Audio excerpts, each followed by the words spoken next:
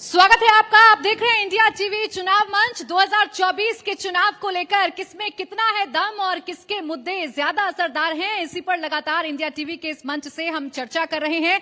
और हमारा अब ये जो अगला पैनल है ये बहुत खास होने जा रहा है, क्योंकि इसमें विपक्ष के सवाल होंगे, जवाब सत्ता पक्ष को देना होगा। लेकिन ये वाला सेशन हम थोड़े खास अंदाज में करेंगे, कोई किसी के बीच में नहीं बोलेगा, ताकि जनता के सवालों के जवाब, आपके सरोकारों के जवाब सीधे आप तक पहुंच के राउंड वाइज अपने सेशन की शुरुआत करेंगे। मेरे साथ खास मेहमान हैं, पहले जल्दी से इंट्रोडक्शन करा देते हैं। मेरे साथ हैं बीजेपी के राज्यसभा सांसद सुधांशु त्रिवेदी जी। सर बहुत बहुत स्वागत है आपका। दिल्ली सरकार में मंत्री आतिशी सिंह मेरे साथ हैं, आपका भी बहुत बहुत स्वागत है। और समाजवादी पार्टी से प्रवक्ता घनश्याम तिवारी जी मेरे साथ हैं, आपका भी बहुत बहुत स्वागत है। तो आइए करते हैं अपने सेशन की शुरुआत। और सबसे पहले राउंड 1 की बात करेंगे, जिसमें 2-2 मिनट मेरे हर एक मेहमान को मिलेंगे, जिसमें 2 मिनट का अपना एजेंडा, अपनी पार्टी की लाइन, अपने मुद्दों को जनता के सामने रखा जा सकता है। शुरुआत सुधांशु जी आप ही के साथ कर रही हूं। ये चुनाव लोकतंत्र बचाने का चुनाव है या सनातन की नई समृद्धि का चुनाव है? देखिए ये लोकतंत्र का लबादा ओढ़े हुए राजतंत्रीय पार्टियों के लिए लोकतंत्र खतरे में आ रहा, उनका राजतंत्र खतरे में आ रहा, उसका चुनाव। ये वास्तविकता में चुनाव ये है कि भारत के उस गरीब और जिसको जरूरत थी उसके जीवन में, जिसे हम कहते थे उगा सूर्य कैसा कहो मुक्ति का ये उजाला करोड़ों घरों तक न पहुंचा, उस तक उजाला करोड़ों घरों तक पहुंचाना। उसके बाद भारत को विकास की नई ऊंचाई तक ले जाना, भारत की आंतरिक और बाह्य सुरक्षा को सुदृढ़ करना, विदेश में भारत के गौरव को उठाना और शताब्दियों से सोई हुई भारत की वो चेतना, उसको दोबारा जागृत करके एक नए वैभव के साथ उभार कर लाने का ये एक ऐतिहासिक परिवर्तन का काल है। और इसलिए मैं कह सकता हूं कि इस चुनाव में पहली बार ऐसा हुआ है कि स्वतंत्रता के बाद, जो प्रधानमंत्री जी ने कहा है कि ये अमृत काल है, 5 ही प्रण थे, जिसमें यह था कि विकसित राष्ट्र बनाना है। हमारा 10 साल का परफॉर्मेंस है, यानी रिकॉर्ड। हमारा 25 साल का प्लान है और 1000 साल की दृष्टि है। तो मैं कह सकता हूं आज का चुनाव किस चीज के लिए है कि अरुण गगन पर महाप्रगति का अब ये मंगल गान उठा, करवट बदला अंगड़ाई ली सोया हिंदुस्तान उठा। और उस हिंदुस्तान के साथ भारत का स्वाभिमान में दूसरी तरफ कौन है जो इस देश में मजबूत नहीं मजबूर सरकार चाहते हैं। दूसरी तरफ वो हैं, जब इन दलों को देखते हैं तो जानते क्या लगता है, आपने दोस्ती को दुश्मनी में बदलते हुए तो देखा होगा, मगर दुश्मनी को और घटिया स्तर की दुश्मनी को दोस्ती में बदलते हुए देखा। गुनाहों की साझेदारी में कैसी यारी हो जाती है। वो एक तरफ वो लोग हैं और एक तरफ है जांचे परखे खरे मोदी जी का नेतृत्व। अब देखिए 2 मिनट से पहले यानी कि 11 सेकंड रहते हैं, फिर भी अपना एजेंडा सुधांशु त्रिवेदी जी ने क्लियर कर दिया। अब राउंड 1 के लिए आपसे मेरा सवाल यह है कि क्या ये लोकसभा का आखिरी चुनाव होने जा रहा है? आपका समय शुरू होता है। देखिए सुधांशु जी ने कहा कि ये उनके 10 साल के रिपोर्ट कार्ड का चुनाव है। मैं भी बिल्कुल सहमत हूं। इनके 10 साल में जो इन्होंने देश को बेरोजगारी दी है उसके रिपोर्ट कार्ड का चुनाव है, जो इन्होंने भ्रष्टाचार किया है उसके रिपोर्ट कार्ड का चुनाव है, जो देश में महंगाई आई है उसके भ्रष्टाचार का चुनाव है। कहां अमृतकाल और विश्व गुरु होने की बात करते हैं, भ्रष्टाचार में विश्व गुरु बना दिया है, बेरोजगारी में विश्व गुरु बना दिया है, महंगाई में विश्व गुरु बना दिया है, वॉशिंग मशीन चलाने में विश्व गुरु बना दिया है। यह है भारतीय जनता पार्टी का 10 साल का रिपोर्ट कार्ड। अब इनकी लिस्ट गिनाने जाएंगे। कहते थे भ्रष्टाचार का विरोध करते हैं, भ्रष्टाचार का विरोध करते हैं।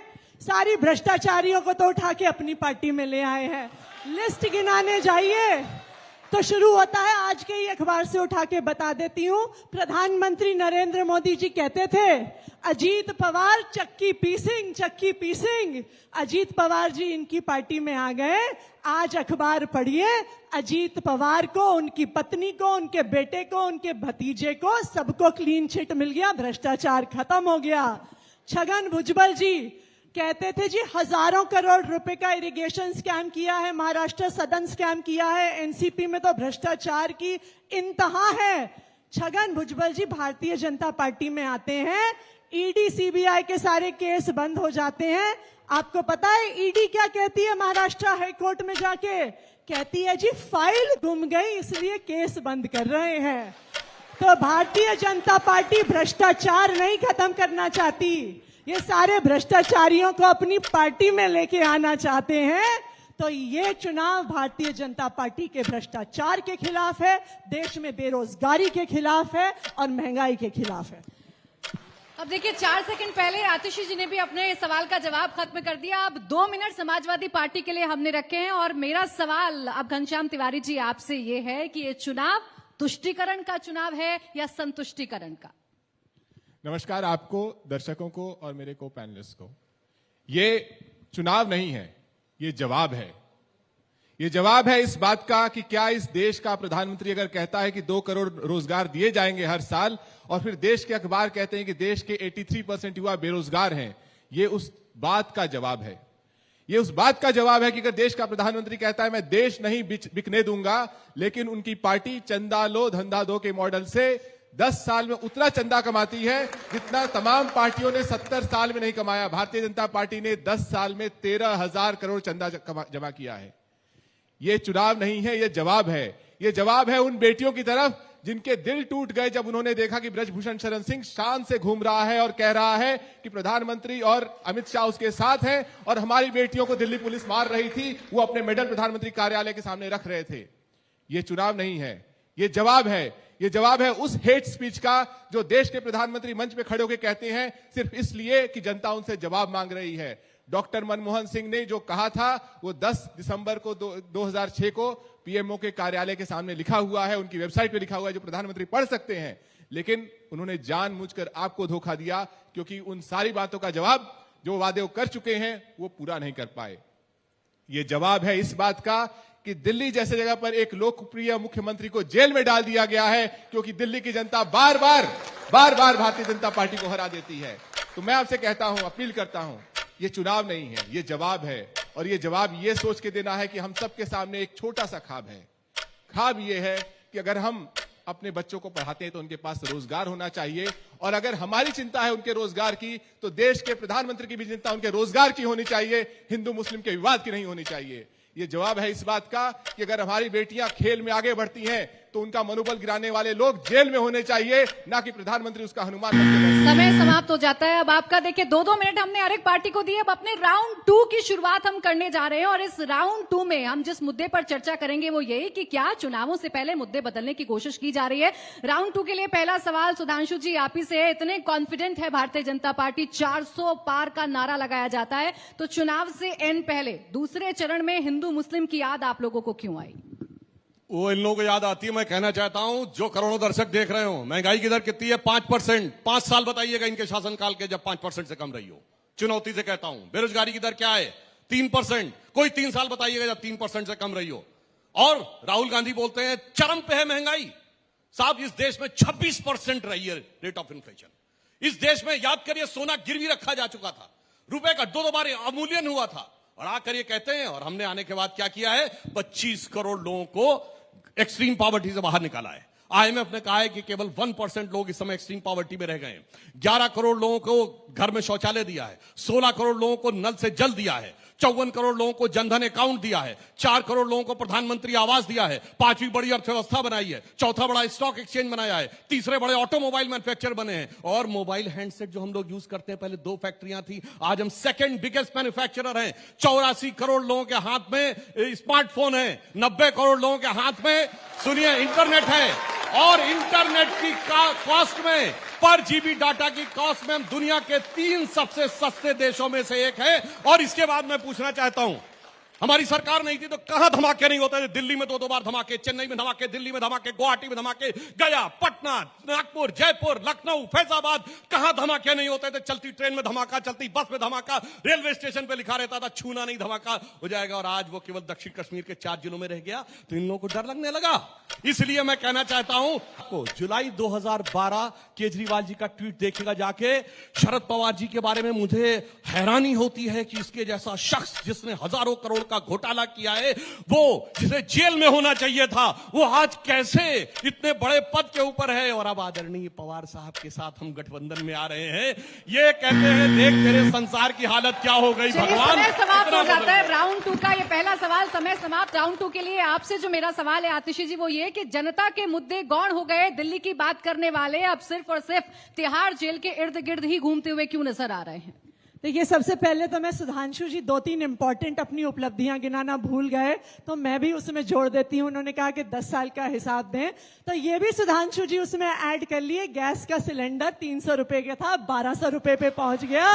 पेट्रोल का दाम 75 रुपए पे था, 100 रुपए पे पहुंच गया। पेट्रोल का दाम 100 रुपए पे पहुंच गया। डीजल का दाम 55 रुपए पे था, 90 रुपए पे पहुंच गया। अपनी उपलब्धियां ठीक से गिनवाइए। महंगाई का दर पिछले 1241 रुपए का सिलेंडर था। अरे सरासर झूठ नहीं। अरे सुधांशु जी, सबको पता है, जनवरी 2000 उनके 2 मिनट से सबको पता है सिलेंडर कितने का था। महंगाई का दर पिछले 10 साल में, महंगाई का दर पिछले 10 साल में 70% पहुंच गया। बोलने दीजिए, शांति रखिए, शांति रखिए। नेताओं को सुनने आए तो नेताओं को सुन लीजिए, उनका समय मत खाइए। ये एक्चुअली भारतीय जनता पार्टी की समस्या है। ये भारतीय जनता पार्टी की समस्या है, क्योंकि सिलेंडर का दाम तो इनके लिए भी बढ़ा है। अब क्या करें, 300 रुपए से 1200 रुपए पहुंच गया, तो अब इनके पास कोई जवाब नहीं है। इनके घरों में भी बच्चों के पास नौकरियां नहीं है। बेरोजगारी का दर फ्रेश ग्रेजुएट्स का 42% पे पहुंच गया। दुनिया में सेकंड नंबर पर महंगाई है। 70% इन्फ्लेशन 10 सालों में हुआ है। खरीद फरोख्त तो सबको करनी पड़ती है, और यही कारण है कि महंगाई बेरोजगारी पे जवाब नहीं है। इसीलिए चुनाव से पहले अरविंद केजरीवाल को जेल में डाल देते हैं, इसीलिए विपक्ष पर हमला करते हैं, इसीलिए हेमंत सोरेन को जेल में डालते हैं, क्योंकि महंगाई पे जवाब नहीं दे सकते, बेरोजगारी पे जवाब नहीं दे सकते, अपने भ्रष्टाचार पर जवाब नहीं दे सकते, इलेक्टोरल बॉन्ड पे जवाब नहीं दे सकते। यही कारण है। अब देखिए, अपने नेताओं को सुनने के लिए तो आप आएंगे, इतना शोर मचाएंगे तो 2 मिनट का इनका समय, आप ही के नेताओं का समय छिन जाएगा। सुधांशु जी आऊंगे, आप जवाब जरूर दीजिएगा। अब दूसरे राउंड का जो सवाल घनश्याम तिवारी जी आपसे है कि यूपी के चुनाव में कॉन्फिडेंस क्या ओवर कॉन्फिडेंस में तब्दील हो गया है, जो आप भविष्यवाणी करने लगे हैं कि यूपी में बीजेपी 79 सीटें हार जाएगी, बस 1 सीट पर फाइट है। बता दीजिए कौन सी सीट है? जब चुनाव आरंभ हुआ था तो भारतीय जनता पार्टी ने कहा अब की बार 400 पार। मोदी जी ने कहा अब की बार 400 पार। पहला चरण हुआ और जनता उत्तर प्रदेश से कह रही है अब की बार 420 पार। ये 420 पार क्यों? जब आप अखबार देखते हैं इंडियन एक्सप्रेस, वो खबर छापता है कि किस तरीके से 25 नेता ऐसे हैं जिसको सीबीआई, ईडी सभी लोग उनकी आरती उतार रहे थे। उसके बाद वो जिस तरीके से यहां कुछ लोग मोदी मोदी नारे लगाते हैं, उन्होंने भी नारा लगाना शुरू किया। अब वो मंत्री हैं, आपको नारा लगाने से क्या मिला? वो तो मंत्री बन गए, मुख्यमंत्री बन गए। तो सवाल यह है कि नारों का चुनाव नहीं है, ये जवाब देने का चुनाव है। जवाब सिर्फ इस बात का कि चुनाव किस मुद्दे पे लड़ा जाएगा। उत्तर प्रदेश में जनता सिर्फ इतनी सी बात कह रही है कि अगर आपने कहा था कि सिलेंडर 500 रुपए का हो जाएगा, बहुत हुई पेट्रोल डीजल की मार, 500 का हो जाएगा, और आज अगर वो 1100 का है, आप चुन के आते हैं तो 2000 का क्यों नहीं होगा? जो 13,000 करोड़ आप लोगों ने चंदा दिया है, यहां पे बहुत सारे लोग हैं जो भारतीय जनता पार्टी के समर्थक हैं, उन्हें वोट भी देते होंगे। क्या आपने 1 रुपए का भी चंदा दिया है? कौन से लोग हैं जो भारतीय जनता पार्टी को 13,000 करोड़ का चंदा देते हैं? इसके बदौलत उन्हें क्या मिलता है? इसके बदौलत मिलता है कि हमारे देश में जो एयरपोर्ट्स हैं, पोर्ट्स हैं, एक आदमी के पास रहेंगे। इसके बदौलत उन्हें मिलता है कि जो सिलेंडर है आप तो 1,000 रुपए का देंगे, लेकिन इनके एक मंत्री हैं, ये आज के जो अखबार की खबर है, ये भारतीय जनता पार्टी के सबसे अमीर मंत्रियों में से एक हैं, देश के 600 सबसे अमीर आदमियों में से एक हैं। कितना टैक्स भरते हैं? राजीव चंद्रशेखर कितना टैक्स भरते हैं? कोई गेस कर सकता है? 680 रुपए। एक आदमी जिसकी संपत्ति, एक आदमी जो मोदी सरकार में मैं देश नहीं बिकने दूंगा की सरकार में 1400 करोड़ का मालिक है। 2010 में उसने लंदन में 120 करोड़ का मकान खरीदा था, 680 रुपए टैक्स भरता है। और आपसे कहा जाता है आप 1000 रुपए सिलेंडर का दीजिए। आपसे कहा जाता है आप बजर चंदा बज दीजिए। चुका है, सेकंड राउंड खत्म हो चुका है, आपका टाइम खत्म हो चुका है। अब हम तीसरे राउंड की शुरुआत करने जा रहे हैं और तीसरे राउंड में जहां से घनश्याम तिवारी जी ने अपनी बात खत्म की है वहीं से उठाती हूं कि क्या चुनावों के बाद विपक्षी नेताओं के जेल जाने का सिलसिला और भी तेज हो जाएगा अगर आपकी सरकार वापसी करती है वही तो? जेल जाने पे मैं बता देना चाहता हूं, केजरीवाल जी पहली बार जेल गए क्या? ये 2012 में भी अन्ना के साथ जेल गए थे, कांग्रेस ने जेल में डाला था। और अब सुनिए 2011, ये विपक्षी नेता हमारे ऊपर कह रहे हैं, सुनिए 2013 में ये केस हुआ था राहुल जी और सोनिया जी पे, जिसके कारण वो मुचलके के ऊपर हैं। अक्टूबर 2013 हमारी सरकार नहीं थी, कोर्ट ने किया था। कनिमोझी और डीएमके के नेता ए राजा 2011 में जेल गए थे। पहली बात बता दूं, सब कोर्ट की वजह से गए थे, सरकार ने कुछ नहीं कहा। 2011 में जेल गए, हमारी सरकार नहीं थी। शिबू सोरेन 2010 में जेल गए, हमारी सरकार नहीं थी। सॉरी, सुरेश कालमाड़ी 2010 में जेल गए, हमारी सरकार नहीं थी। शिबू सोरेन 2006 में जेल गए, हमारी सरकार नहीं थी। मुलायम सिंह मायावती पे 2007 में केस हुआ, हमारी सरकार नहीं थी। मधु कोड़ा 2009 में जेल गए, हमारी सरकार नहीं थी। करुणानिधि 2000 में जेल गए, हमारी सरकार नहीं थी। लालू यादव 97 में जेल गए, हमारी सरकार नहीं थी। जयललिता 96 में जेल गई, हमारी सरकार नहीं थी। झारखंड मुक्ति मोर्चा रिश्वत कांड 1994 में हुआ, हमारी सरकार नहीं थी। सुनिए, और राजीव गांधी के ऊपर केस 1987 में हुआ, एफआईआर 1990 में हुआ, हमारी सरकार नहीं थी। भाई 30 साल से देख रहा हूं जेल से आने जाने का खेल, और अब कह रहे हैं। और सुनिए, मैं सिर्फ एक केस बता रहा हूं, अभी आपने सुप्रीम कोर्ट का जजमेंट सुना होगा ना, इसमें उसने कहा सांसद लोग अगर रिश्वत देकर वोट देंगे तो वो एग्जेम्प्टेड नहीं रहेंगे। 94 में झारखंड मुक्ति मोर्चा रिश्वत कांड में साबित हो गया था, उसी का कंटिन्यूएशन में। तो लोगों में फिल्मों में कहते हैं ना 20 बरस पहले की बात है, मैं कह रहा हूं 30 बरस पहले की बात है। तो ये भ्रष्टाचारी एक दूसरे से क्या कह रहे हैं? 30 साल पहले मुझे तुमसे प्यार था, जिया बेकरार था, और यही भ्रष्टाचार था, आज भी है और कल भी रहेगा। देखिए, और सुनिए, और मैं एक और बात कह दूं, अभी थोड़ा टाइम बचा है, तो मैं सिर्फ ये बताना चाहता हूं, मैंने सिर्फ इसलिए इतना बताया कि आज जो कुछ भ्रष्टाचार है ये इनकी परंपरा है, फितरत है, और कभी कभी आदमी वक्त के साथ कैसे बदल जाता है कि तब अन्ना गुरु थे, आज लालू गुरु हैं। अब देखिए 6 सेकंड पहले अपना जवाब खत्म कर दिया है। अब आपके लिए 2 मिनट का जो मेरा सवाल है वो ये कि दिल्ली में विपक्ष आप पर आरोप लगाता है, बीजेपी आप पर आरोप लगाती है कि सारे अच्छे काम का क्रेडिट तो अरविंद केजरीवाल लेते हैं, लेकिन कुछ भी गलती हो जाए, कुछ भी कमी रह जाए तो या तो आप केंद्र सरकार पर उंगली उठाएंगे या कह देंगे ये तो एलजी साहब ने किया, हमारी तो गलती नहीं है। देखिए, सबसे पहले तो मैं ये कह दूं, सुधांशु जी, इतने लोगों वाटर स्कैम पे आप लोग बुकलेट बांटा करते थे, ईडी का केस हुआ, सीबीआई का केस हुआ, हेमंत बिस्व शर्मा भारतीय जनता पार्टी में आ गए। भारतीय जनता पार्टी ने सबसे बड़े भ्रष्टाचारी को आसाम का मुख्यमंत्री बना दिया। इनका भी नाम याद कर लीजिए, प्रफुल्ल पटेल जी। मुझे याद है पिछली बार मैं सुधांशु जी के साथ फेस ऑफ में थी, तब तक प्रफुल्ल पटेल जी इनकी पार्टी में नहीं आए थे, तो प्रफुल्ल पटेल जी की भी 70,000 करोड़ के भ्रष्टाचार की गाथा सुना रहे थे। प्रफुल्ल पटेल का 70,000 करोड़ का एयर इंडिया एविएशन स्कैम होता है, भारतीय जनता पार्टी में आ जाते हैं, सीबीआई क्लोजर रिपोर्ट फाइल कर देती है। यह है इनका दूसरा भ्रष्टाचारी। अजीत पवार, छगन भुजबल, शुभेंदु अधिकारी, आप अपने कुछ भ्रष्टाचारियों की लिस्ट आपको रोज छोटी करनी पड़ रही है। क्यों छोटी करनी पड़ रही है? क्योंकि सारे भ्रष्टाचारियों को तो ये भारतीय जनता पार्टी में लेके आ गए हैं, तो किस पे आरोप लगाएंगे कि कौन भ्रष्टाचारी है, कौन जेल जा रहा है? क्योंकि सारे भ्रष्टाचारी भारतीय जनता पार्टी में आ रहे हैं। भारतीय जनता पार्टी की एक ही स्ट्रैटेजी है कि आप सीबीआई और ईडी का केस करो, अगर कोई दब जाए, कोई डर जाए, भारतीय जनता पार्टी में आ जाए तो सीबीआई और ईडी क्लोजर रिपोर्ट फाइल कर देती है। आप इनके खिलाफ खड़े रहो, बोलते रहो, तो अरविंद केजरीवाल, मनीष सिसोदिया, संजय सिंह, सत्येंद्र जैन की तरह तिहाड़ जेल में रहोगे। क्यों? क्योंकि हम दबते नहीं हैं, हम झुकते नहीं हैं, हम टूटते नहीं हैं, हम भारतीय जनता पार्टी में आते नहीं हैं। आम आदमी पार्टी के सारे नेताओं को जेल में डाल दीजिए, फिर भी हमारा एक एक नेता, एक एक कार्यकर्ता आपके खिलाफ लड़ता रहेगा, इस देश के संविधान के लिए लड़ता रहेगा, इस देश में युवाओं के लिए रोजगार के लिए लड़ता रहेगा, महंगाई के खिलाफ लड़ता रहेगा। अब देखिए, लड़ाई की बात चली है तो अब इस लड़ाई पर एक सवाल घनश्याम तिवारी जी आपसे है। सवाल ये है कि यूपी के 2 लड़के आखिर लड़ कहां रहे हैं, कब करेंगे रैली? देखिए, मैं वृहद चुनाव पे आता हूं कि ये चुनाव में आपने 10 साल मोदी जी ने बहुत सारे भाषण दिए, जितने देश के तमाम प्रधानमंत्रियों की तस्वीरें नहीं होंगी, अकेले मोदी जी की 1 साल में छप जाती हैं। जितने उनके भाषण नहीं होंगे, ये अलग बात है कि देश की संसद पिछले 10 साल में जितने संडे नहीं होते थे, उससे कम दिन संसद बैठी है।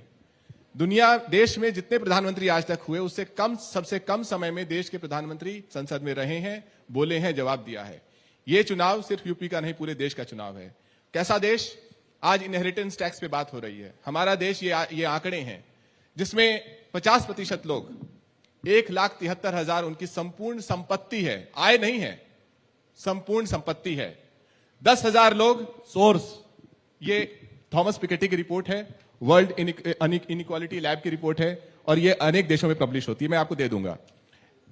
हमारे देश में 10,000 ऐसे लोग हैं जो कि उनका औसत वेल्थ 300 करोड़ के आसपास है। ये हमारा देश है। ऐसे देश में अगर जो नई सरकार चुनी जाती है वो रोजगार नहीं दे सकती अगर वो झूठ बोलती है, जैसे कि भारतीय जनता पार्टी कहती है कि 44 करोड़ मुद्रा लोन दिए गए हैं, यानी कि 26 करोड़ परिवार हैं, 44 करोड़ मुद्रा लोन आपने दिए, यानी हर परिवार में आपने 2 मुद्रा लोन दिए, जो कि घोटाला है, जो अगली सरकार जिसका पर्दाफाश करेगी। जो प्रधानमंत्री ये भरोसा न दिला पाए कि आपके बच्चों को रोजगार मिलेगा, उसका रोजगार छीनने की जिम्मेदारी आपकी है। जो सरकार आपकी शिक्षा को सस्ता नहीं कर पाए, उस सरकार के रोजगार को छीनने की जिम्मेदारी आपकी है। जो सरकार आपसे झूठ बोले, संसद में झूठ बोले, संसद के बाहर झूठ बोले, किसानों के ऊपर लाठी पर ड्रोन से फायरिंग करवाए, उस सरकार का रोजगार छीनने की जिम्मेदारी आपकी है। सवाल ये नहीं है, आप बचपन से आज तक अपने धर्म के अनुसार अपने भगवान के, अपने ईश्वर के भक्त हैं। सवाल ये नहीं है किसकी भक्ति कितनी है, सवाल ये है जिसे चुना जाए वो उसकी संविधान के प्रति भक्ति कितनी है, आपके प्रति भक्ति कितनी है। अब देखिए, इस राउंड की भी समाप्ति होती है, अपने आखिरी राउंड की शुरुआत करते हैं और आखिरी राउंड में सुधांशु जी मैं आपसे वो सवाल पूछूंगी तीनों से कि जिनके जवाब मेरे नहीं आ पाए। मैंने आपसे पूछा था कि जब इतने सारे मुद्दे हैं तो हिंदू मुसलमान पर ये चुनाव आप लोग क्यों लेकर आए? वो तो इनका एजेंडा है ना, क्योंकि इनके प्रधानमंत्री ने कहा था कि मुस्लिमों का सबसे पहला हक है देश के संसाधनों के ऊपर, और वो वीडियो अवेलेबल है जिसमें उन्होंने क्लियर कट कहा है कि माइनॉरिटीज एंड पर्टिकुलरली मुस्लिम्स, और ये सिर्फ कहने वाली बात नहीं है। आज मैं पूछ रहा हूं, कर्नाटक में सारी ओबीसी जातियों को, मुस्लिमों को ओबीसी में लाना चाहते हैं। बंगाल में 91 जातियों को जोड़ा, उसमें 85 मुस्लिम। पिछड़ा वर्ग आयोग ने पूछा ये कैसे हो गया, तो कहते हैं ये पहले कन्वर्ट होने से पहले इस जाति के थे, तो पूछा इतना कन्वर्जन कैसे हो गया, तो चुप रह गए। तो ये हकीकत में दे चुके हैं, ऐसा नहीं कि ये देंगे। और आज तो इनके जो बोल दिए भाई हाईटेक गुरु, वो तो कहे कि अब तो एक्सरे बता दिए कि एक एक की संपत्ति का एक्सरे करेंगे। अगर किसी के पास सोना है तो वो अमेरिका का उदाहरण दिए हैं जिसमें कि 45% तक आपका टैक्स लिया जा सकता है, आपके घरों का सोना, जो प्रधानमंत्री जी ने कहा, और विरासत पे टैक्स लगेगा। मतलब आप अपने बच्चों को, बेटे बेटियों को अगर मकान देंगे तो उसके ऊपर 45% टैक्स लगेगा। ये बोल चुके हैं भाई, तो सर्वे भी ये बता चुके हैं, इनकी हकीकत भी सामने आ चुकी है। इसीलिए प्रधानमंत्री जी ने कहा है कि इनकी स्थिति क्या है, कांग्रेस की लूट जिंदगी के साथ भी, जिंदगी के बाद भी। पहले आपको जिंदगी भर लूटते रहेंगे, बाद में आपके बच्चों के साथ लूटेंगे। ऐसा नहीं लगता कि आप डरा कर वोट लेना चाहते हैं? कभी महिलाओं को कह रहे हैं आपके गहने ले लेंगे, कभी आप कह रहे हैं आपका घर छीन लेंगे, तो ये तो डराने जैसा हुआ ना। डराने नहीं, मैंने तो कहा जो कर चुके हैं। मैंने कोई बात, क्या वक्फ बोर्ड को पैसा दे नहीं चुके हैं? और आज वक्फ बोर्ड रूल में क्या है, अगर हमारी सरकार नहीं आ गई होती तो 2013 में उन्होंने रूल बना दिया था, आपकी संपत्ति पे क्लेम कर दे आप कोर्ट नहीं जा सकते। और मैं एक और बात कह चुका हूं, फिर कह रहा हूं, ये देश का डिवीजन हुआ, 2 देश बने मुस्लिम राष्ट्र और भारत बना आंशिक मुस्लिम राष्ट्र। हम इसको ट्रू सेक्युलर राष्ट्र बना रहे हैं, अन्यथा मैं चुनौती से कहता हूं दुनिया में कोई सेक्युलर देश बताइए जहां शरिया को कॉन्स्टिट्यूशन वैलिडिटी प्राप्त हो। यहां अगर शरिया और सुप्रीम कोर्ट में मतभेद हो जाए तो शरिया सुप्रीम कोर्ट से ऊपर, शाबानो केस। कोई ऐसा सेक्युलर देश बताइए जहां वक्फ बोर्ड हो, जहां ट्रिपल तलाक हो, जहां हलाला हो, जहां मेहरम हो, जहां हज सब्सिडी हो, मौलवियों को तनख्वाह मिलती हो। हमने उसको सेक्युलर करने का प्रयास किया है, इसलिए जलवाए जलाल कम हो रहा है, इसलिए इनके पेट में दर्द हो रहा है। और मैं अंत में कह दूं, ये जिस प्रकार के आंकड़े कोट करते हैं, ये जानी अनजानी संस्थाओं के, ये तो पता नहीं भारत को क्या क्या कर देते हैं। मैं तो कहना चाहता हूं, IMF इंटरनेशनल मॉनेटरी फंड की चीफ क्रिस्टिना जॉर्जिया का 3 महीने पहले का बयान है कि भारत 15% ग्रोथ रेट के साथ वर्ल्ड की ग्रोथ रेट का एक इंजन साबित होने जा रहा है। तो हम कह सकते हैं बढ़ रहे हैं हम प्रगति की ओर, उस रफ्तार से कर रहा है विश्व भी हमको नमन। ठीक है, समय समाप्त होता है। अब आपसे मेरा सवाल, मैंने सवाल पूछा था कि मीठा मीठा गप-गप और फीका फीका थू-थू क्यों करने लगती है केजरीवाल की सरकार? गलती होती है तो LG याद आते हैं और अच्छा होता है तो क्यों केजरीवाल को क्रेडिट देते हैं? देखिए, समस्या क्या है कि सुधांशु जी ऐसी बातें कर देते हैं कि उनका जवाब तो देना पड़ता है। अच्छा, सुधांशु जी की यह समस्या है कि चुनाव का पहला फेज तो उन्होंने शुरू किया कि हम भारत को विश्व गुरु बनाएंगे, हमने युवाओं को रोजगार दी, हमने 5 ट्रिलियन इकोनॉमी लेके आए। लेकिन सबको सच्चाई पता है, क्योंकि सिलेंडर तो सब खरीदते हैं। 5 ट्रिलियन मिला कि नहीं मिला, 1200 सिलेंडर तो हर महीने हमें खरीदना पड़ता है। जो सारे भारतीय जनता पार्टी के सपोर्टर भी यहाँ पे बैठे हैं, हमारे ही ऑफिस में आते हैं और कहते हैं जी हमारे खत्म हो जाता है, तो फिर नौकरियां गई भाड़ में, ग्रोथ रेट गया भाड़ में, 5 ट्रिलियन इकोनॉमी गई भाड़ में। फिर इनकी नफरत की राजनीति आ जाती है, 50 साल पुरानी, 1000 साल पुरानी, 5000 साल पुरानी बातें याद आ जाती हैं। महिलाओं की सुरक्षा की बात करो, तभी तो चुनाव में लोग आपको वोट देंगे। देखिए सुधांशु जी, भारत का वोटर बहुत समझदार है। एक बार बेवकूफ बना दिया, दूसरी बार भी बेवकूफ बना दिया, तीसरी बार बेवकूफ बनने वाला नहीं है। अब देखिए, आप कह दो अब की बार 400 पार। एक सेकंड मेरे सवाल का जवाब दे अब आप वो कहते हैं अब की बार 400 पार। अभी मैं कुछ डेटा देख रही थी आते हुए, तो हुआ एक तो वैसे जैसे घनश्याम जी ने बताया, पहले फेज के बाद तो इन्होंने कहना ही बंद कर दिया अब की बार 400 पार। हमने इनके कुछ पुराने नारे उठा के देखे। अभी दिल्ली में कुछ ही दिन पहले एमसीडी का चुनाव हुआ था, 250 वार्ड है, इन्होंने कहा था अब की बार 200 पार, 100 तक भी नहीं पहुंचे थे। तो इनके नारे को बहुत सीरियसली मत लेना। मिजोरम में चुनाव हुआ था, 40 सीट हैं, इन्होंने कहा था अब की बार 21 पार। कितनी आई? 1 सीट आई मिजोरम के चुनाव में। तो इसलिए ये बिल्कुल साफ है कि अब खोखले नारे हैं भारतीय जनता पार्टी के पास। अगर नारे खोखले नहीं होते तो चुनाव से पहले हेमंत सोरेन को गिरफ्तार नहीं करते। मीठा मीठा गपशप, फीका फीका थू थू। चुनाव से पहले अरविंद केजरीवाल को गिरफ्तार नहीं करते। चुनाव के समय कांग्रेस पार्टी का बैंक अकाउंट नहीं फ्रीज करते। ये लक्षण 400 पार के नहीं है। भारतीय जनता पार्टी 200 भी नहीं पार करने वाली है। अगर 400 पार होते तो अपने काम की बात करते, 400 पार होते तो 20 करोड़ रोजगार दे दिए होते, 400 पार होते तो देश का ये हाल नहीं होता। अब देखिए, आखिरी कुछ सेकंड बची है, मेरे सवाल का जवाब दे दीजिए, वरना राउंड में ऐसा लगेगा कि आप मेरे सवाल देखिए, आप यहाँ पे दिल्ली वालों को बुला के पूछ लीजिए। हाँ। दिल्ली वाले आपको बताएंगे कि उनके बच्चों को अच्छे स्कूल मिले हैं। दिल्ली वाले आपको बताएंगे मोहल्ला क्लिनिक में अच्छा इलाज मिला है। दिल्ली वाले आपको बताएंगे कि 24 घंटे बिजली आती है, फ्री बिजली आती है। अब आपके साथी को समय देती हूँ। आपसे मैंने 2 सवाल पूछे थे घनश्याम जी, दोनों सवालों को बड़े चालाकी से टाल गए। यूपी के 2 लड़के लड़का रहे हैं, और कौन सी ऐसी एक सीट है जिस पर आपको फाइट नजर आ रही है बीजेपी से? बाकी तो आप जीत ही रहे। देखिए मैं अब की बार 400 पार जैसे जुमले नहीं गढ़ता। मैं नहीं कहता कि सारी सीटें जीत रहे हैं, मैं नहीं कहता कि सारी सीटों में पार है। लेकिन मैं ये उत्तर प्रदेश की हर बेटी से अपील करता हूं कि ब्रजभूषण शरण सिंह को हराना चाहिए। मैं उत्तर प्रदेश के हर किसान से अपील करता हूं कि अजय मिश्रा ट्रेनी, जिसका बेटा आज प्रचार कर रहा है, जिसने किसानों के ऊपर थार जीप चढ़ाई, उसको हराना चाहिए। मैं उत्तर प्रदेश में हर उस व्यक्ति से अपील करता हूं जिसके बच्चों को रोजगार नहीं मिला है और मुद्रा लोन का झूठा दिलासा दिया गया है, कि भारतीय जनता पार्टी को हराना चाहिए। अब आंकड़ों पे आते हैं कि जैसा सुधांशु जी ने कहा, सुधांशु जी बहुत प्रखर और विद्वान प्रवक्ता हैं, लेकिन वर्ल्ड इनइक्वालिटी लैब, जिसके Thomas Piketty, Nitin Bharti, Lucas Chancel, equality lab भैया चाइना स्पॉन्सर्ड है। सुन लीजिए, इक्वलिटी लैब चाइना स्पॉन्सर्ड है। सुन लीजिए, मैं किसी के बीच में नहीं बोल रहा था। वो कहती है और कि देश में 10,000 लोग ऐसे हैं जिनकी औसत संपत्ति 2,200 करोड़ है।